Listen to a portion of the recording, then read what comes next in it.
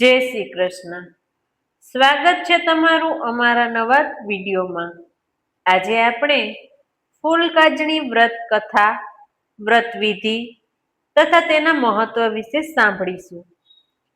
બોલો શંકર ભગવાનની જય.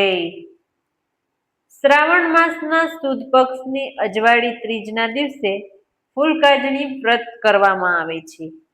આ વ્રત ખાસ કરીને કુમારિકાઓ દ્વારા કરવામાં આવે છે. આ વ્રત ભગવાન શિવ અને દેવી પાર્વતીજીને સમર્પિત કરવાનું હોય છે અને તેમ કરવાથી કુમારિકાઓને મનગમતો જીવનસાથી પ્રાપ્ત થાય છે. જો કોઈ કારણસર સુદ પક્ષની ત્રીજે આ વ્રત ન થઈ શકે તો શ્રાવણ માસના વદ પક્ષની ત્રીજના દિવસે આ વ્રત કરી શકાય છે.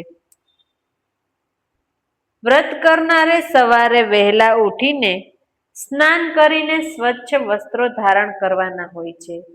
ત્યારબાદ મહાદેવના મંદિરે જઈને ભગવાન મહાદેવ અને દેવી પાર્વતીજીનું પૂજન કરવાનું હોય છે. આ પૂજા બ્રાહ્મણ દેવ દ્વારા પણ થઈ શકે છે. પૂજા સામગ્રીમાં ગુલાલ, કંકુ, શ્રીફળ, સોપારી, નાગરવેલના પાન વગેરેનો સમાવેશ થાય છે. આ વ્રતમાં ગુલાબના ફૂલનું ઘણું જ મહત્વ છે.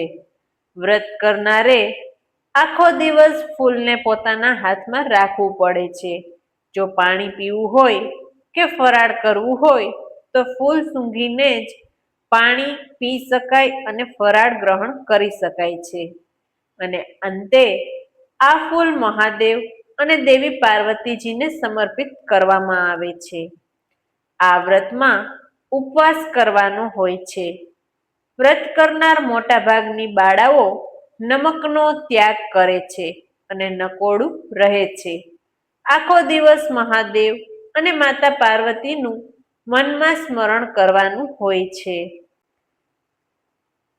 અને ત્યારબાદ આખી રાતનું જાગરણ કરવાનું હોય છે. હવે આપણે ફૂલકાજણી વ્રત કથા વિશે સાંભળીશું. એક નાનકડા ગામમાં એક રાજા અને રાણી રહેતા હતા. તેમને ત્યાં દીકરીનો જન્મ થાય છે.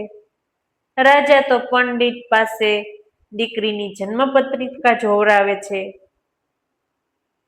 દીકરીના જીવનમાં લગ્નનો યોગ નથી. આથી તેઓ ઘણા ચિંતામાં પડી જાય છે. આનો માર્ગ શોધવા માટે રાજા તો જાત્રા પર નીકળી જાય છે. રસ્તામાં એક નદી કિનારે તેણે નાની નાની દીકરીઓને શંકર પાર્વતીની પૂજા કરતા જોવે છે. આથી ફૂલ સૂંઘીને પાણી પીતા જોઈ રાજા તેમને આશ્ચર્યથી પૂછે છે કે હે દીકરીઓ, તમે ક્યું વ્રત કરો છો અને આ ફૂલ કેમ સૂંઘો છો? ત્યારે દીકરીઓ કહે છે કે આ શ્રાવણ માસ સુદ પક્ષની ત્રીજના દિવસે કરાતું ફૂલકાજણીનું વ્રત છે. ભગવાન શિવ અને માતા પાર્વતીની પૂજા કરીને મનગમતો વર મેળવવા માટે આ વ્રત કરાય છે. રાજા વ્રતની સંપૂર્ણ વિધિ દીકરીઓ પાસેથી જાણે છે અને ઘરે આવીને પોતાની દીકરીને કહે છે.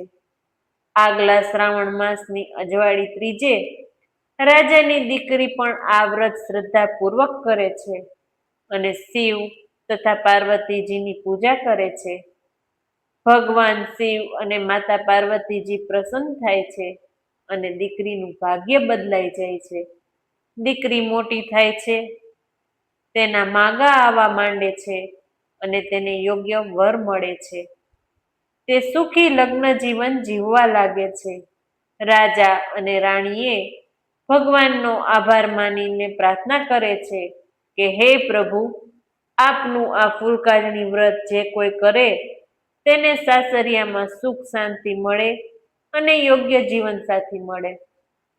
ભગવાન શિવે આશીર્વાદ આપ્યા ત્યારથી આ ફૂલકાજણીનું વ્રત કરવામાં આવે છે. બોલો શંકર પાર્વતીની જય.